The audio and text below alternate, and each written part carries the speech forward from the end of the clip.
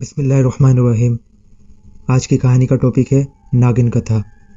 مغلوں کے دور حکومت میں شاہ جہاں کے عہد کو کافی اہمیت حاصل تھی۔ اس کے دور میں شاندار اور یادگار عمارات تعمیر ہوئی۔ رعایا بہت خوش تھی۔ اس عہد حکومت میں کشمیر کا گورنر ایک مسلمان امیر علی مردان شان تھا۔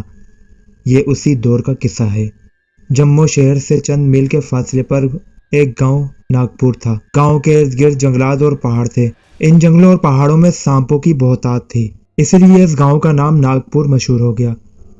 ناگپور میں ہندوؤں کی اکثریت تھی، جبکہ مسلمانوں کی آبادی کم تھی۔ ناگپور کے ٹھاکر رمیش کمار کی گاؤں میں داغ بیٹھی ہوئی تھی، کیونکہ وہ گاؤں کا امیر ترین شخص تھا۔ گاؤں کے ارد گرد اس کی ڈھیر و جائیداد تھی۔ بڑی سی شاندار محل نما حویلی تھی، جو سفید حویلی کے نام سے جانی جاتی تھی۔ اس حویلی کا رقبہ 10 کنال تھا۔ نوکروں کی ایک فوج تھی اس حویلی میں۔ رمیش کمار دولت مند ہونے کے ساتھ ساتھ روایتی طور پر عیاش شخص تھا۔ سری نگر اور دہلی میں بھی اس کی کوٹھیاں تھی، جہاں وہ اکثر عیاشی کی غرض سے جاتا رہتا۔ حسین عورت اس کی سب سے بڑی کمزوری تھی، اس لیے وہ اپنے گاؤں کے علاوہ ارد گرد کے دیہاتوں میں بھی منہ مارنے سے باز نہ آتا۔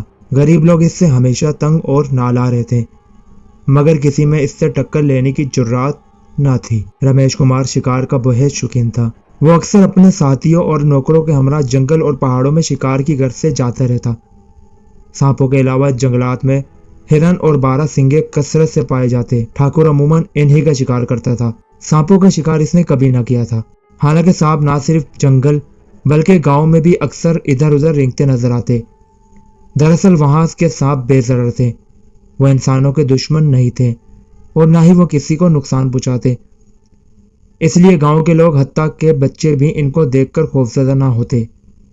گاؤں کے لوگ ان سانپوں کو مار ڈالنے کے بارے میں کوئی سوچ نہ رکھتے تھے۔ گویا ناگپور میں انسانوں اور سانپوں کے درمیان دوستی کی سی فضا قائم تھی۔ ٹھاکر رمیش کمار کے 2 بیٹے تھے۔ موہن کمار بڑا جبکہ منوج کمار چھوٹا تھا۔ دونوں نہایت ہی وجیح نوجوان تھے۔ وہ ٹھاکر کی آنکھوں کی ٹھنڈک تھے۔ ٹھاکر اکثر ان کو بھی اپنے ہمراہ شکار پر لے جاتا، اس لیے ان دونوں کا نشانہ پکا ہو گیا تھا۔ چھوٹا بیٹا منوج کمار بہت ہی شرارتی تھا۔ گاؤں کے لوگ اس کی شرارتوں سے عاجز تھے، لیکن ٹھاکر کے خوف کی وجہ سے اس کا لحاظ کرتے تھے۔ جب وہ ٹھاکر کے ہمراہ شکار پر جاتا تو وہاں بھی شرارتوں سے باز نہ آتا۔ وہ اکثر سانپوں کو چھیڑا کرتا تھا۔ ٹھاکر اور موہن کمار دونوں اس کو منع کرتے تھے کہ وہ سانپوں کے ساتھ شرارت نہ کیا کرے، مگر وہ پھر بھی باز نہ آتا اور انہیں تنگ کر کے لطف اندوز ہوتا۔ گاؤں کے مغرب کی جانب پہاڑوں کے دامن میں ایک جھیل نما ندی تھی، جس میں پہاڑ کے ایک دہانے سے پانی نکل کر جمع ہوتا تھا۔ پانی 24 گھنٹے بہتا رہتا، جو کہ ٹھنڈا اور میٹھا ہوتا تھا۔ پہاڑ کے جس دہانے سے پانی نکلتا تھا وہاں ایک غار سی بنی ہوئی تھی۔ وہ غار اتنی اونچائی پر تھی کہ انسان کی پہنچ وہاں تک ناممکن تھی۔ صرف ایک قصہ تھا جو اس غار کے اندر رہتا تھا۔ وہ مہینے میں ایک بار چاند کی 14ویں رات کو غار سے باہر نکلتا۔ تمام رات وہ اس ندی کے پانی میں گزارتا اور صبح سورج کے طلوع ہونے کے کچھ دیر بعد وہ واپس غار کے اندر داخل ہو جاتا۔ وہ اژدھا گاؤں والوں کے لیے ایک مسیحا کا روپ دھار چکا تھا۔ یہ روایت چلی آ رہی تھی کہ جس رات اژدھا پانی کے اندر رہتا، پانی کا رنگ سبز سا ہو جاتا۔ اگر اس پانی میں کوئی بیمار انسان نہائے تو اس کی کئی بیماریاں ختم ہو جاتی، اور خاص کر جلد کی بیماریوں کے لیے وہ پانی تریاق کا کام دیتا۔ اس لیے جلدی بیماریوں کے مریض چاند کی 14ویں رات کا بے چینی سے انتظار کرتے۔ رات کو چاندنی میں وہ اژدھے کو پانی میں داخل ہوتا دیکھتے تو خوش ہوتے۔ لوگوں کو اژدھے سے خوف محسوس نہ ہوتا۔ اگلی صبح جب اژدھا غار میں چلا جاتا تو مریض لوگ جی بھر کر اس ندی کے پانی میں نہاتے۔ وہ لوگ جن کا کوئی بھی زخم ٹھیک نہیں ہو رہا ہوتا تھا، وہ پانی ان کے لیے شفا کا سبب بن جاتا۔ یہ سلسلہ کئی برسوں سے چل رہا تھا۔ لوگ دور دور کے دیہات سے آتے اور صحت یاب ہو کر واپس جاتے۔ لوگوں کے رشتے ناسور تک اس پانی میں نہانے سے ٹھیک ہو جاتے تھے۔ یہی وجہ تھی کہ لوگ سانپوں سے نفرت نہ کرتے تھے اور سانپ آزادانہ ادھر ادھر گھومتے پھرتے۔ موہن کمار اور منوج کمار اب جوانی کی حدود میں داخل ہو گئے تھے، مگر منوج کمار کی شرارتوں میں کمی نہ آئی۔ اب تو وہ ٹھاکر کے بغیر ہی شکار کے لیے چلے جاتے اور کامیاب ہو کر لوٹتے۔ ایک روز ٹھاکر رمیش کمار دہلی گیا ہوا تھا کہ موہن اور منوج نے شکار کا پروگرام بنا لیا۔ انہوں نے کسی نوکر کو بھی ساتھ نہیں لیا اور دونوں بھائی جنگل کی طرف روانہ ہو گئے۔ وہ دونوں ایک ہی گھوڑے پر سوار تھے۔ بدقسمتی سے اس دن کوئی شکار ان کے ہاتھ نہ لگا۔ وہ دونوں اداس سے واپس لوٹ رہے تھے۔ جب وہ ندی کے قریب پہنچے تو انہوں نے دیکھا کہ سانپوں کا ایک جوڑا ندی کے کنارے مستیاں کر رہا ہے۔ وہ نر اور مادہ تھے۔ موہن نے گھوڑا روک لیا اور دونوں بھائی اس جوڑے کی محبت بھری شرارتوں سے لطف اندوز ہونے لگے۔ بندوق منوج کمار کے ہاتھ میں تھی جس میں کارتوس بھرے ہوئے تھے۔ منوج کمار کو نہ جانے کیا شرارت سوجی کہ اس نے نشانہ لیا اور بندوق کا ٹریگر دبا دیا۔ گولی نر سانپ کو لگی اور تھوڑی ہی دیر میں وہ زندگی سے ناتا توڑ گیا۔ یہ کیا کر دیا تم نے منوج؟ موہن کمار افسوس بھرے انداز میں بولا۔ شکار کیا ہے بھائی، میں خالی ہاتھ واپس نہیں جانا چاہتا۔ ظلم کیا ہے تم نے۔ دیکھو اس سانپ کی ساتھی کس قدر غصے میں ہے، چلو بھاگ چلے۔ منوج کمار نہ مانا اور کہنے لگا، تم جانا چاہتے ہو تو چلے جاؤ، میں اس کو مارنے کے بعد آؤں گا۔ مادہ سانپ نے اپنے ساتھی کو آنکھوں کے سامنے مرتے دیکھا تو غصے سے دیوانی ہو گئی۔ وہ پھنکارتی ہوئی منوج کمار کی طرف بڑھنے لگی۔ موہن کمار تو بھاگ گیا، اس کا رخ اپنی حویلی کی طرف تھا۔ منوج کمار نے مادہ سانپ پر 2-3 فائر کیے مگر وہ ضائع ہو گئے تو اس نے بھاگنے کے بجائے ندی کے اندر چھلانگ لگا دی کہ ناگن پانی کے اندر داخل نہیں ہو سکتی، مگر یہ اس کی بھول تھی۔ ناگن کچھ دیر پھن پھلائی پھنکارتی رہی اور پھر پانی میں اتر گئی اور اس پہاڑ کی طرف جانے لگی جہاں اژدھا رہتا تھا۔ اتنی دیر میں ندی کا پانی سیاہی مائل ہو گیا۔ منوج کمار کو یوں لگا جیسے اس کے جسم میں کسی نے مرچیں بھر دی ہو۔ وہ ندی سے باہر نکل کر گاؤں کی طرف بھاگ کھڑا ہوا۔ جلن کی شدت سے اس کی چیخیں نکلنے لگی۔ ناگن نے اپنا زہر اس پانی میں چھوڑ دیا تھا جس سے پانی زہر آلود ہو گیا تھا۔ زہر اتنا تیز تھا کہ گاؤں تک پہنچتے پہنچتے منوج کمار کے جسم کا گوشت گل سڑ کر اس کے جسم سے الگ ہونے لگا۔ منوج کی چیخو پکار سن کر گاؤں کے لوگ گھروں میں سے نکل آئے۔ ان سب کے دیکھتے ہی دیکھتے منوج کمار زندگی سے ہاتھ دھو بیٹھا۔ اس کی موت اتنے عبرتناک انداز میں ہوئی تھی کہ لوگ توبہ توبہ کرتے اور کانوں کو ہاتھ لگاتے تھے۔ پورے گاؤں اور سفید حویلی میں صفے ماتم بچھ گئی۔ موہن کمار بھی خوفزدہ ہو گیا تھا۔ ٹھاکر جب گاؤں پہنچا تو منوج کمار کی ارتھی تیار تھی۔ ٹھاکر رمیش کی حالت دیدنی تھی۔ جوان بیٹے کی موت نے اس کو اندر سے توڑ پھوڑ ڈالا۔ وہ دیواروں سے سر ٹکرانے لگا۔ زندگی میں پہلی بار وہ دھاڑے مار مار کر رویا تھا۔ گاؤں کے لوگ کہتے تھے کہ ٹھاکر کو ان کمزور، بے کس اور مجبور لوگوں کی بد دعا لگی ہے جن کی عزتیں اس نے پامال کی تھی، مگر ٹھاکر کو بھلا ان باتوں کا کہاں احساس تھا۔ وہ بیٹے کی موت کے غم میں الجھ گیا۔ کاش وہ بیٹے کی موت پر سمجھوتا اور توبہ کر لیتا، مگر اس نے ایسا نہ کیا اور سانپوں سے بدلہ لینے کی ٹھان لی۔ اس نے اس مقصد کے لیے اپنی دولت لٹانی شروع کر دی۔ ٹھاکر نے قسم کھا کر یہ عہد کیا کہ وہ اس علاقے سے سانپوں کا نام و نشان مٹا ڈالے گا۔ وہ کسی بھی سانپ کو زندہ نہ رہنے دے گا۔ اس نے اعلان کروایا کہ گاؤں کا کوئی بھی فرد یا سپیرا ایک سانپ بھی مار کر لائے گا تو ٹھاکر اسے نقد انعام کے علاوہ 1 من گندم بھی انعام میں دے گا۔ ٹھاکر کے خوف کی وجہ سے لوگوں نے ان کی ہاں میں ہاں ملائی اور سانپوں کے خاتمے کی مہم میں شامل ہو گئے۔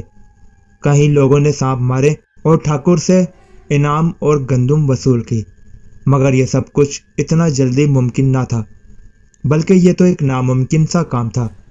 ٹھاکر تو غصے میں جیسے اندھا ہو گیا تھا۔ وہ دہلی اور دیگر شہروں میں پھرا اور ان لوگوں کی خدمات حاصل کی جو بارود کا کام کرتے تھے۔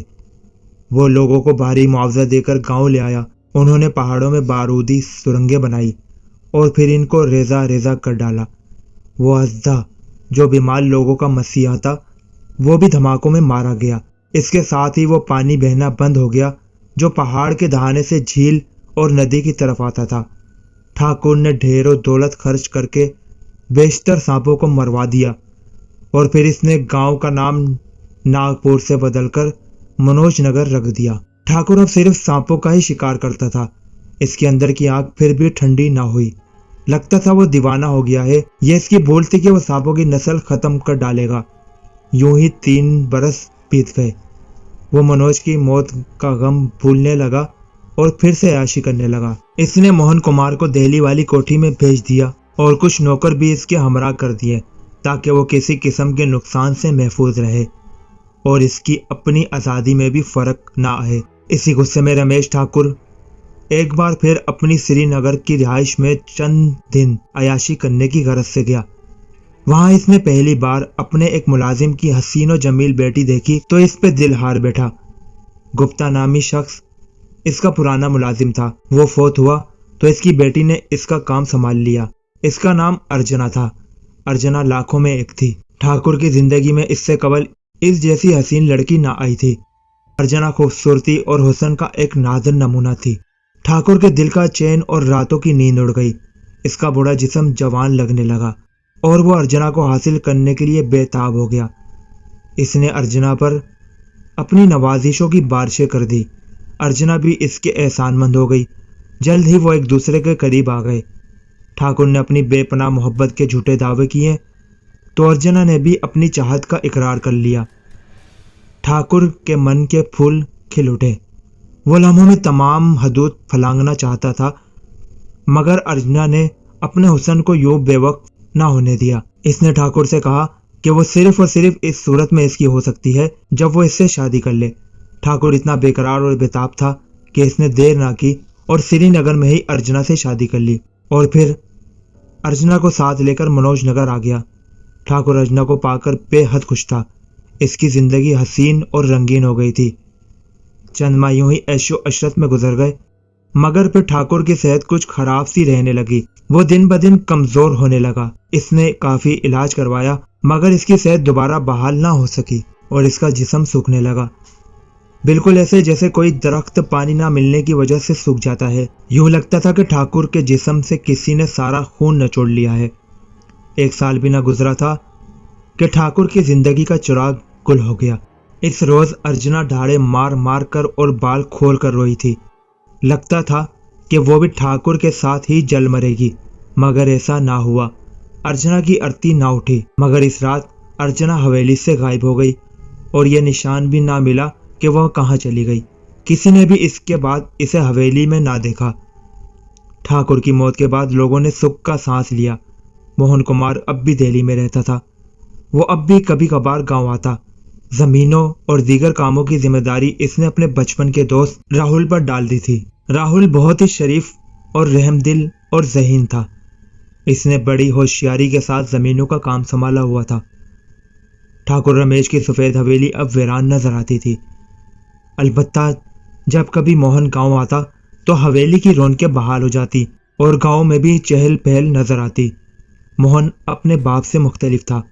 اس نے اب تک شادی نہ کی تھی۔ راہل کی بہن سیتا دیوی موہن کو پسند کرتی تھی، مگر موہن کے من میں اس کے لیے شاید ایسے جذبات نہ تھے۔ راہل بھی یہ چاہتا تھا کہ موہن اور سیتا کی شادی ہونی چاہیے، مگر وہ اپنے طور پر موہن سے اس سلسلے میں کوئی بات نہ کرنا چاہتا تھا۔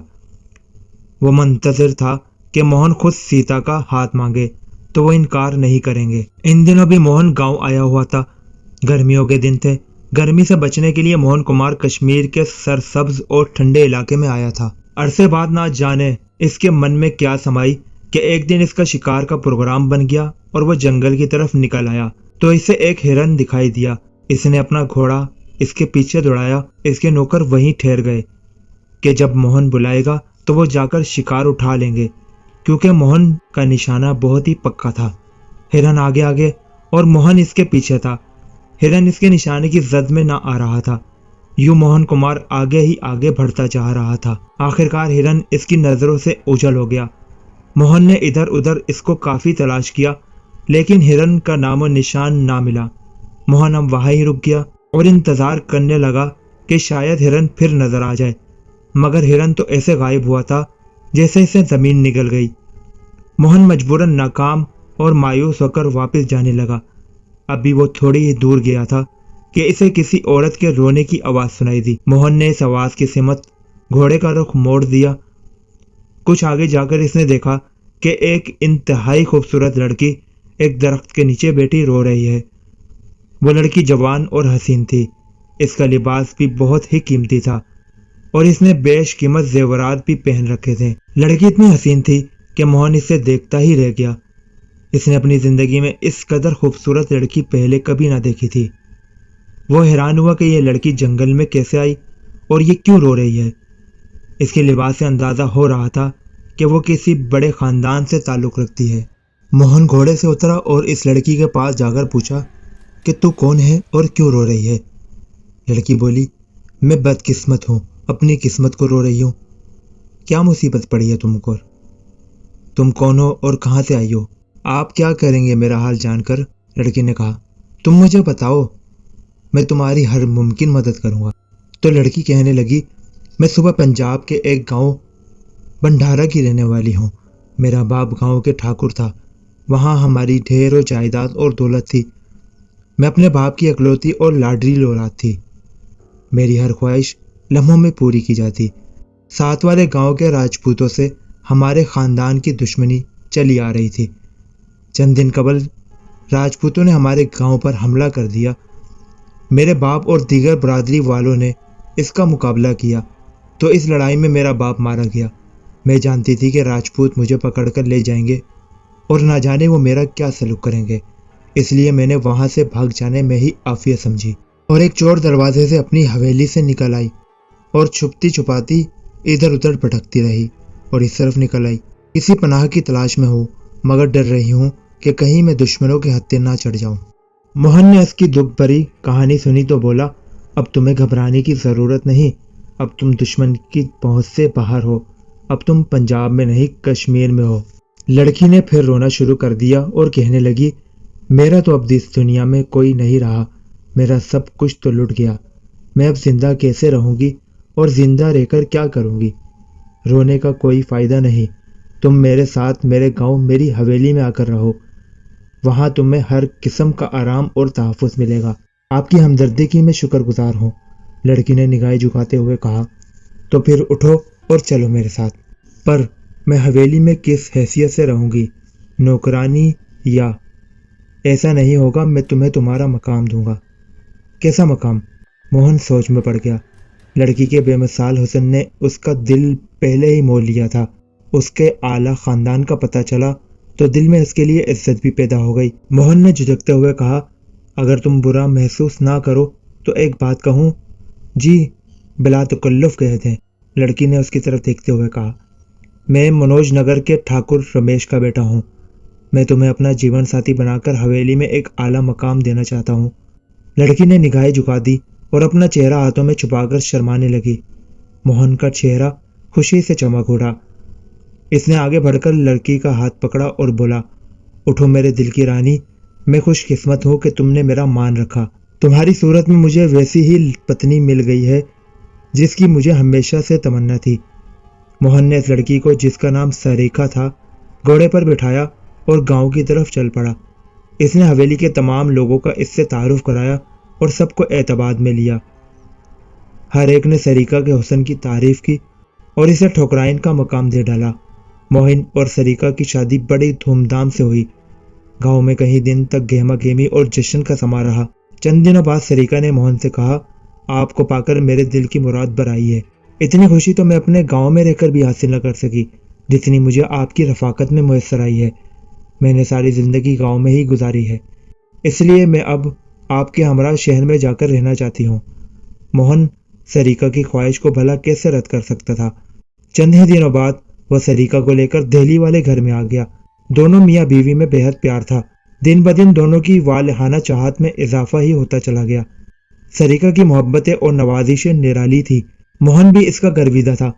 اس کا دل چاہتا تھا کہ سریکھا ہر لمحے اس کے ساتھ اور سامنے رہے، مگر یہ خوشی اور مسرت کی کیفیت زیادہ عرصے برقرار نہ رہی۔ اچانک ہی موہن بیمار ہو گیا۔ اس کی طبیعت بوجھل سی رہنے لگی۔ اس کا جسم ہر وقت ٹوٹتا رہتا اور موڑے میں ہلکا ہلکا درد رہنے لگا۔ اس نے شروع میں اس طرف توجہ نہ دی۔ جب سریکھا کو موہن کی طبیعت کی خرابی کا علم ہوا تو اس نے بھی زیادہ توجہ نہ دی اور کہنے لگی، یہ معمولی تکلیف ہے، جلدی ٹھیک ہو جائے گی۔ مگر گزرتے وقت کے ساتھ ساتھ موہن کی بیماری بھی بڑھتی گئی۔ ڈاکٹروں کو دکھلایا مگر انہوں نے بھی معمولی بیماری سمجھ کر دوائی دی۔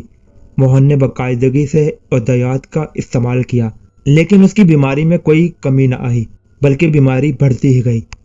پھر ڈاکٹروں اور حکیموں سے چیک کرانے کا سلسلہ چل نکلا لیکن نتیجہ وہی ڈھاک کے تین پات۔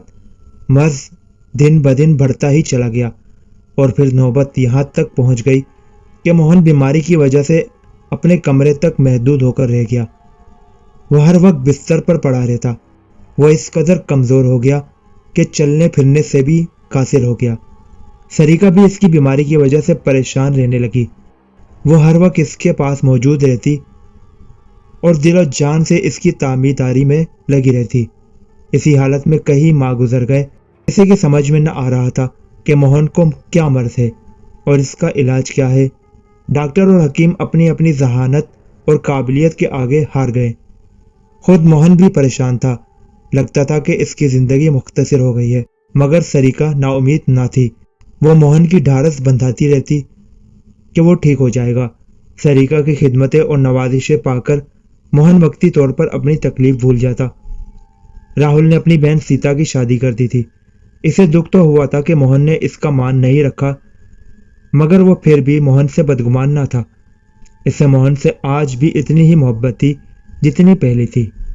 سیتا اپنے شوہر کے ہمراہ سری نگر چلی گئی۔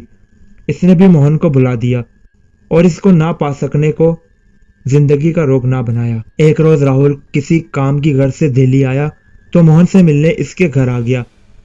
اس نے موہن کو چارپائی سے لگا دیکھا تو وہ بہت ہی پریشان ہو گیا۔ وہ ایک ہفتہ وہاں رہا اور موہن کی تعمیرداری کرتا رہا۔ اس نے ایک بار پھر موہن کو ڈاکٹر سے چیک کروایا اور پھر بے سود اصرار موہن اور سریکا کو ساتھ لے کر گاؤں آ گیا تاکہ گاؤں کی کھلی اور صاف ستھری آب و ہوا میں رہ کر موہن تندرست ہو جائے۔ موہن اور سریکا دونوں ہی گاؤں میں نہیں جانا چاہتے تھے کیونکہ ان دنوں سریکا امید سے تھی، مگر راہل نے ان کی ایک نہ سنی۔ ارد گرد کے دیہات سے اس نے حکیم بلا کر موہن کا علاج شروع کیا، مگر کوئی فائدہ نہ ہوا۔ موہن کی بیماری کسی کی سمجھ میں نہ آ رہی تھی، اور جب تک بیماری سمجھ نہ آئے علاج کیسے ممکن۔ اسی عرصے میں راہل کی بھی شادی ہو گئی۔ اس کی بھی پسند کی شادی تھی۔ اس کی بیوی رویا بہت ہی حسین اور لاکھوں میں ایک تھی۔ وہ ساتھ والے گاؤں کنڈیاری کے ٹھاکر کی اکلوتی اور لاڈلی بیٹی تھی۔ سریکا نے سفید حویلی میں ایک بیٹی کو جنم دیا۔ اس کی بیٹی بہت ہی خوبصورت تھی۔ انہوں نے اس کا نام نیلم رکھا۔ ایک ماہ بعد راہل روپا ایک بیٹے کے والدین بن گئے تو انہوں نے مل کر اتفاق سے نیلم اور راہل کے بیٹے راج کمار کی نسبت طے کر دی۔ یہ سب کچھ موہن اور سریکا کی مرضی سے ہوا تھا۔ موہن اور سریکا اب مستقل طور پر گاؤں میں ہی رہنے لگے۔ اب سریکا گاؤں میں رہ کر بہت خوش تھی، مگر موہن روز بروز موت کی وادی کی طرف بڑھ رہا تھا۔ راہل کو موہن کی بہت فکر تھی۔ وہ دن رات اس کی صحت یابی کی دعائیں مانگتا اور جہاں کہیں بھی اسے کسی ماہر کا پتہ چلتا وہ اس کے پاس پہنچ جاتا اور اسے حویلی میں لے آتا، مگر موہن زندگی کی طرف لوٹ ہی نہیں رہا تھا۔ ایک روز راہل پھرتا پھرتا پہاڑوں میں اس گرو دیو کے پاس جا پہنچا، جس کے بارے میں پتہ چلا تھا کہ وہ بہت ہی قابل اور پہنچا ہوا انسان ہے۔ راہل نے گرو کو موہن کی بیماری اور علاج کی تمام تفصیل بتائی اور اس سے درخواست کی کہ وہی موہن کا علاج کر دے یا کم از کم اس کے لیے کوئی دعا کرے کہ وہ ٹھیک ہو جائے۔ گرو نے راہل کی درخواست رد نہ کی اور اس کے ہمراہ چل پڑا۔ سفید حویلی میں آ کر وہ سیدھا موہن کے کمرے میں پہنچا اور تمام افراد کو کمرے میں سے باہر نکال دیا۔ پھر اس نے اندر سے کنڈی لگائی اور موہن سے کہنے لگا، میں تمہارا سارا جسم دیکھنا چاہتا ہوں۔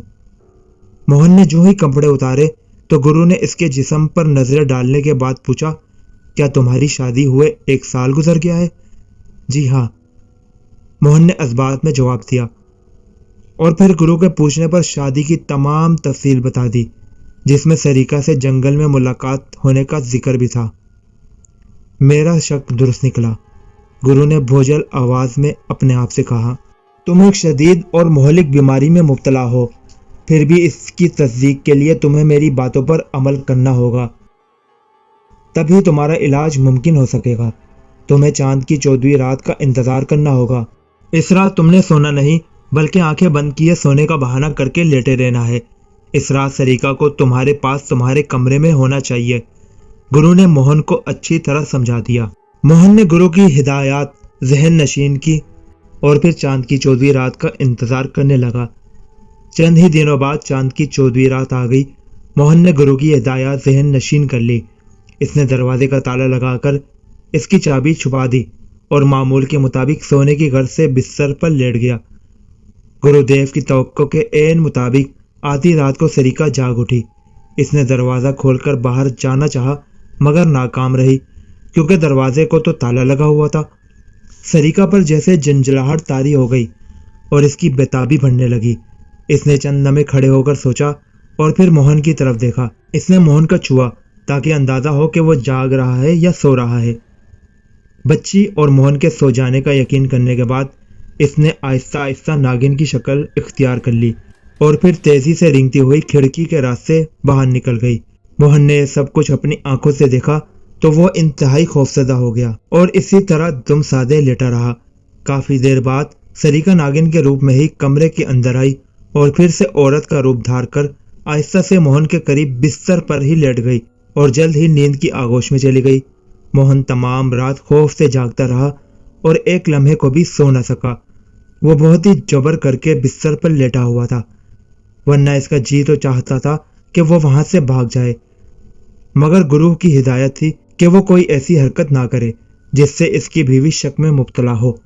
اس لیے موہن مجبوراً خاموش رہا، مگر یہ مجبوری اس کے لیے عذاب بن گئی۔ سریکا کی اصلیت کے انکشاف نے اسی رات موہن کی جان لے لی۔ وہ اسی رات ہی مر گیا۔ موہن کی موت پر ہر آنکھ اشک بار تھی۔ سریکا پر بار بار غشی کے دورے پڑ رہے تھے۔ راہل بھی بہت ہی غمگین اور افسردہ تھا اور وہ سریکا کی ڈھارس بندھا رہا تھا۔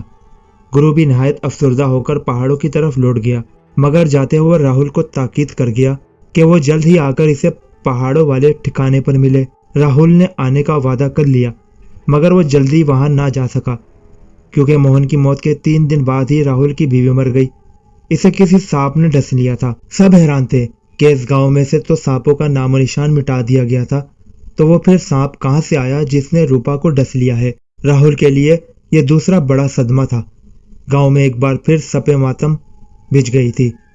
ایک طرف سریکا تھی جو بیوہ ہو گئی تھی، دوسری طرف راہل تھا جس سے اس کی محبت چھن گئی تھی۔ اب تو وہ خود زخم تھا۔ سریکا کی ڈھارس کیسے بندھا تھا، مگر اب سریکا اس کو تسلی دے رہی تھی۔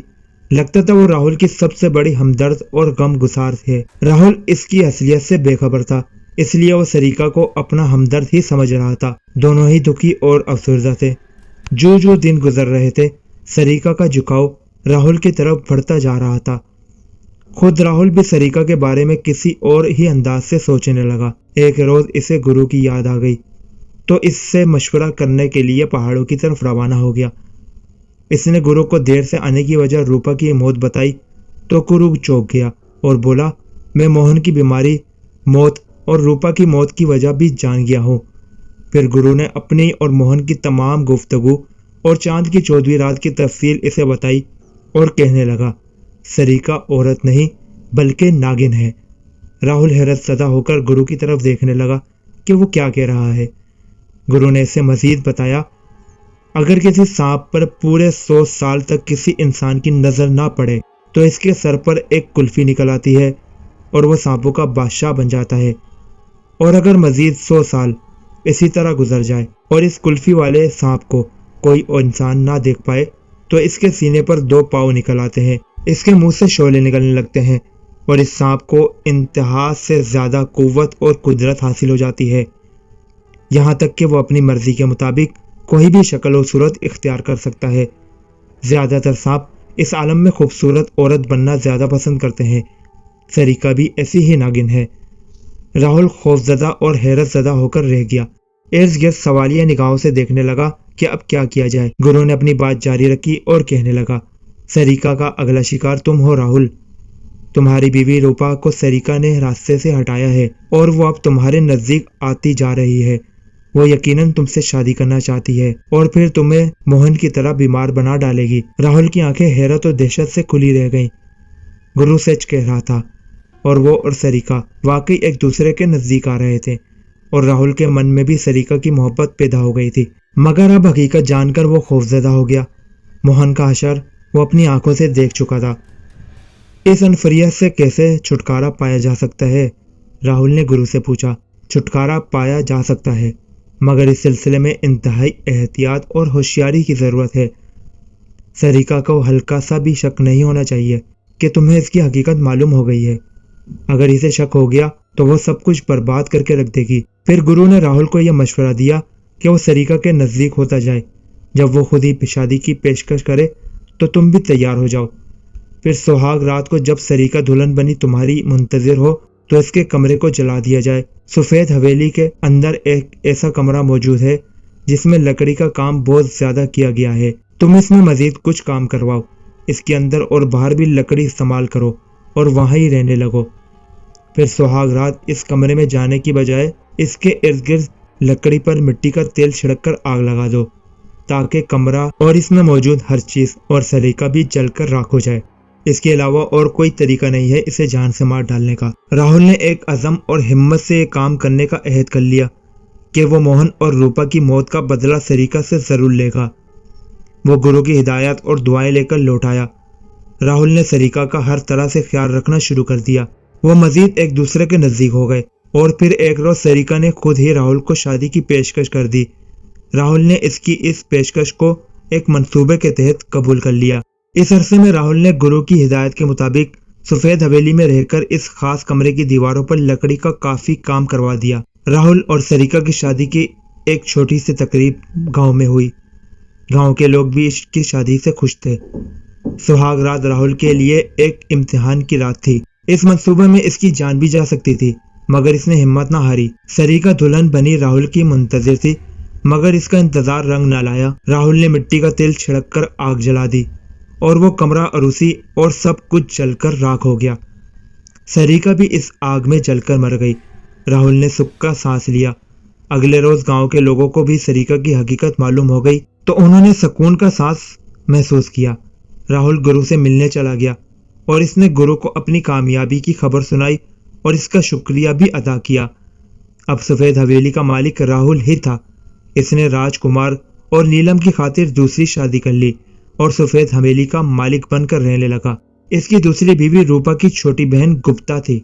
اس نے راج کمار کا تو بہت خیال رکھا مگر وہ نیلم سے سخت نفرت کرتی تھی کیونکہ اس کی ماں اس کی بہن روپا کی قاتلہ تھی۔ مگر راہل نیلم کا بہت خیال رکھتا تھا۔ وہ کہتا تھا کہ نیلم ہی اس حویلی کی اصل مالک ہے۔ راج کمار اور نیلم بڑے ہوتے گئے۔ دونوں ایک دوسرے کے ساتھ خوب لڑتے تھے مگر دونوں میں پیار بھی بہت تھا۔ راج کمار کو پڑھنے کی غرض سے راہل نے سری نگر بھیج دیا۔ وہ چاہتا تھا کہ نیلم بھی خوب پڑھے مگر اس کی پڑھائی سے کوئی دلچسپی ہی نہ تھی۔ جو وہ بڑی ہو رہی تھی اس کی عادتوں میں بھی تبدیلی ہوتی جا رہی تھی۔ وہ گیتا اور راہل دونوں سے دور دور رہنے کی کوشش کرتی۔ اسے تنہا رہنے میں مزہ اور سکون ملتا۔ گاؤں میں اس کی کوئی گہری ہمراز اور سہیلی نہ تھی۔ البتہ گاؤں کی لڑکیاں خود اس سے ملنے حویلی آ جاتی تھی مگر وہ کسی سے ملنے اس کے گھر نہ جاتی۔ راہل پھر بھی اس کا بہت خیال رکھتا اور اسے دل سے چاہتا۔ یوں ہی کئی برس بیت گئے۔ راج کمار اور نیلم اب جوان ہو گئے۔ راج کمار پڑھائی مکمل کر کے گاؤں لوٹ آیا۔ اب گیتا اور راہل نے راج کمار اور نیلم کی شادی کا پروگرام بنا لیا۔ انہوں نے نہایت ہی دھوم دھام سے راج کمار اور نیلم کی شادی کی۔ راہل نے روپیہ پانی کی طرح بہایا اور اپنے تمام ارمان پورے کیے۔ گاؤں والوں نے بھی اس شادی میں بھرپور شرکت کی اور خوشیاں منائی۔ اس رات راج کمار اور نیلم کی سہاگ رات تھی جو اس سفید حویلی میں منائی جانی تھی۔ راج کمار من میں ہزاروں ارمان سجائے اس کمرے میں داخل ہوا جہاں نیلم دلہن بنی اس کی منتظر تھی۔ جو ہی اس نے نیلم کا گھونگھٹ اٹھایا تو وہ حیرت زدہ رہ گیا۔ وہاں نیلم نہیں بلکہ ایک ناگن اس کی منتظر تھی۔ اس نے راج کمار کو سنبھلنے اور بھاگنے کی مہلت ہی نہ دی اور اسے ڈھس لیا۔ راج کمار اٹھ کر باہر بھاگا اور چیختا ہوا راہل کے کمرے تک پہنچا۔ رات کو کمار کی چیخیں پوری حویلی میں گونجنے لگی۔ راہل اور گپتا نے راج کمار کی یہ حالت دیکھی تو وہ بہت ہی پریشان ہو گئے۔ راج کمار منٹوں میں ہی زندگی سے ناتا توڑ گیا۔